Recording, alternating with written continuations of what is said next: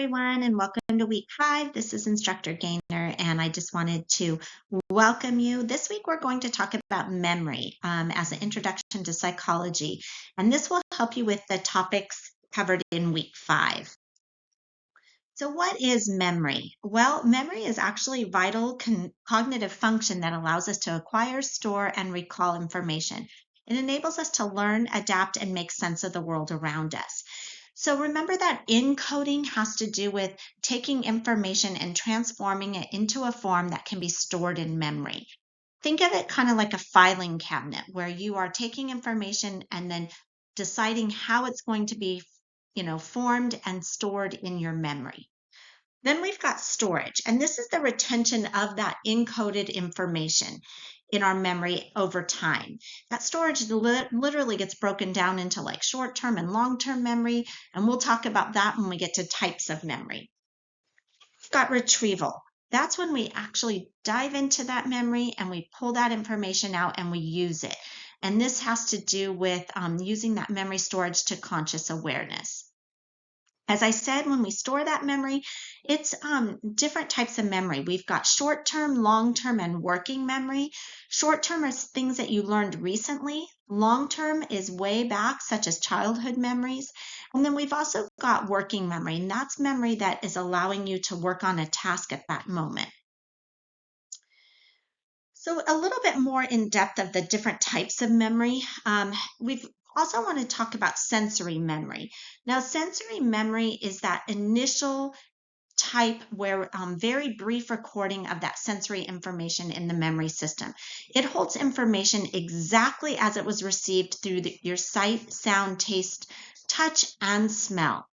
So the example I shared a while back when we talked about sensory and perception had to do with smelling cake and it reminding you of, or cinnamon rolls of your grandma's house.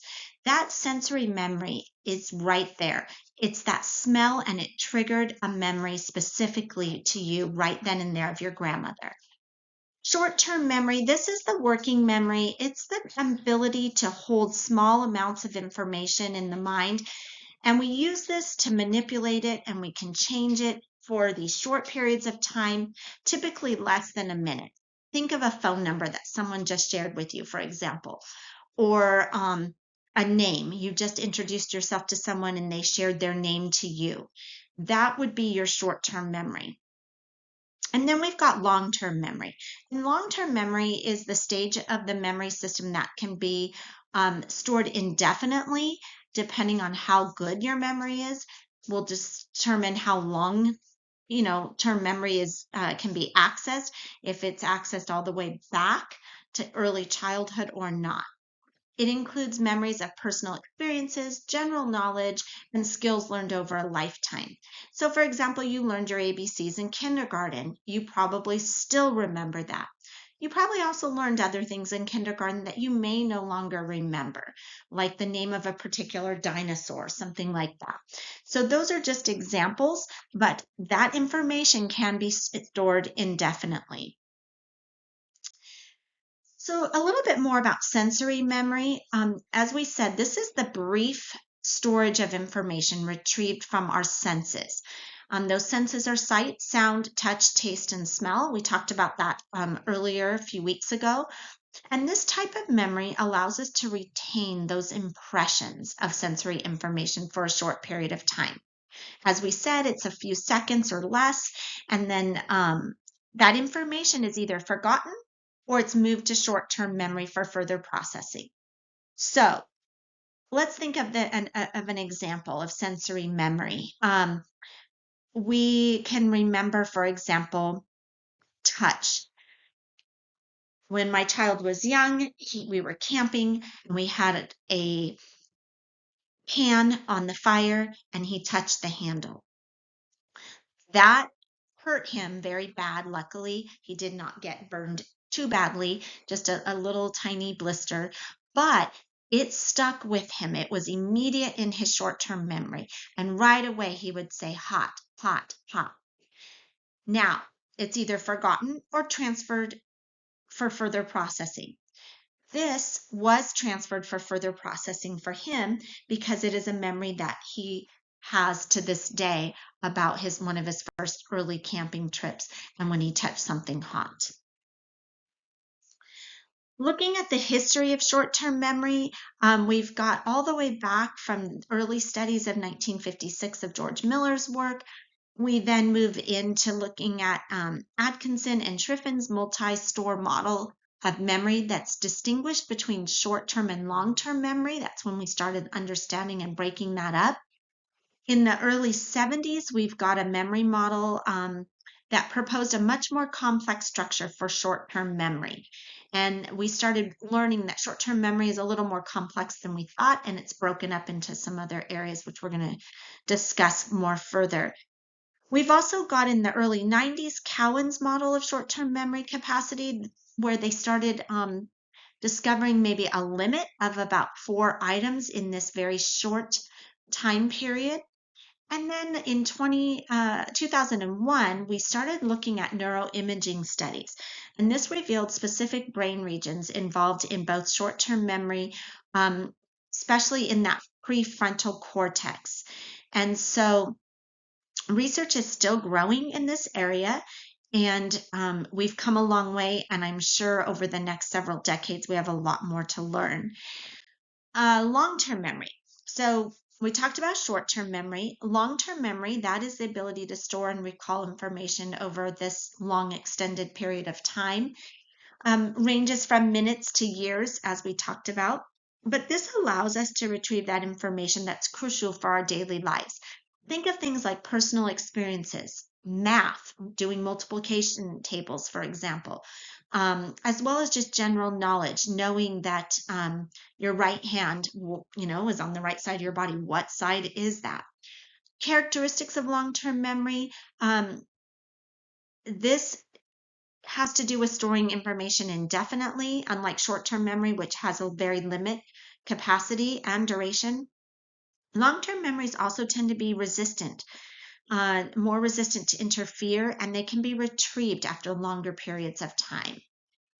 So now long-term memory is broken into declarative memory and non-declarative memory. Declarative memory has to do with semantic memory, facts, events, those episodic memories like personal experiences. Then we've got non-declarative, and that has to do with procedural memory, such as skills and habits. For example, writing your name, that would be a non-declarative memory. Flashbulb memories, those are things that we're going to talk about this week. Those are declarative memories because that is an episodic memory. It's based on an episode, something that happened, an event that happened. We've got encoding and retrieval of long-term memories. The process of which this happens, it involves transforming that information into a usable form that is stored, and then retrieval involves process of accessing it and recalling those stored memories, and then sharing that. Effective encoding and retrieval strategies can help really improve our long-term memory performance. The last part about this that I wanted to talk about has to do with the factors that influence or affect our long-term memory. Sleep. Have you ever been so tired where your memory is just shot?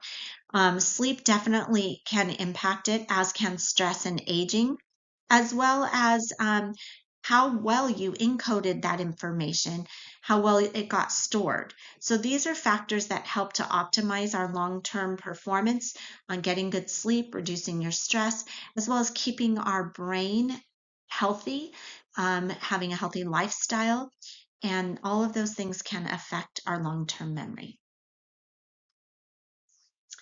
All right, so we've got text encoding, image encoding, audio encoding, and video encoding.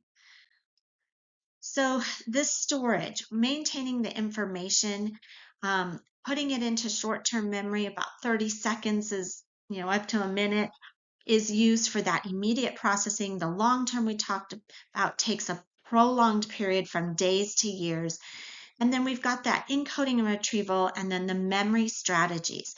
So memory strategies that I like to use have to do with repetition, association, chunking. Repetition is like learning your multiplication tables where you just repeat it over and over. Association, a lot of people will use this to think of They associate, for example, the beach with their anniversary because they got married at the beach. Chunking. This has to do with putting four things together that may be similar, and it'll help you to remember those things. There's also like rhyming is another one where you've got phrases like I before E except after C. So there's lots of different ways that we can improve that memory. This is an example of using a memory introduction for psychology, that we recognize the need to access that stored information. We focus our attention on it, on those cues. We initiate that retrieval process from the memory, and we start searching and locating that desired information in our memory. We retrieve it and bring it to the conscious awareness, and then it's used. It is utilized for the intended purpose. All right, as I said, we have some factors that affect our memory. Age is a huge one, as well as attention, and then we've also got sleep and stress. This is broad numbers here, don't hold them exact, but this gives you an idea. These are powerful factors that impact our sleep.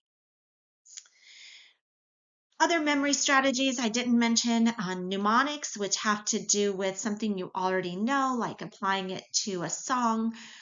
Visualization. Some people are visual learners and they do better by taking notes, drawing pictures, things like that. We talked about chunking. And then we've got spaced repetition. This has to do with reviewing information at various increasing intervals. This will help to keep it in your long-term memory longer. Great strategy to use for studying for exams are spaced repetition, visualization, note-taking. Mnemonics, for some of you, especially if you're an auditory learner, that is a great strategy.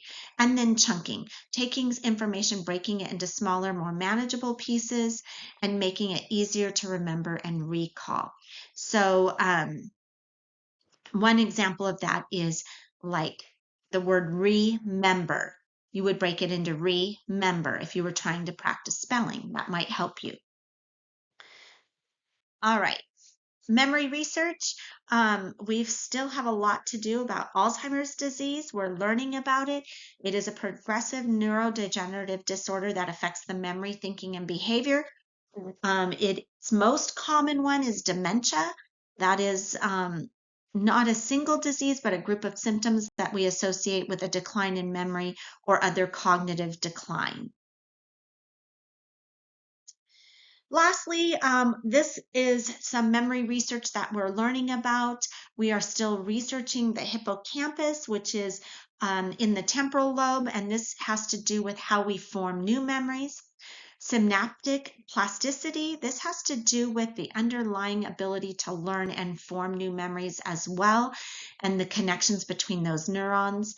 We are now looking at brain imaging, fMRIs, and PET scans that allow researchers to look at how the brain activity is, what the brain's activity is doing while those memories are being formed and retrieved.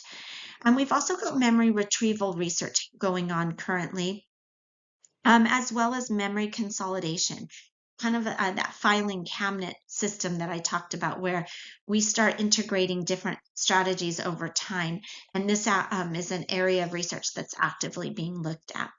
Hope you've enjoyed this. If you have questions, reach out to me at jgaynor@fortiscollege.edu or directly in Canvas. Thank you.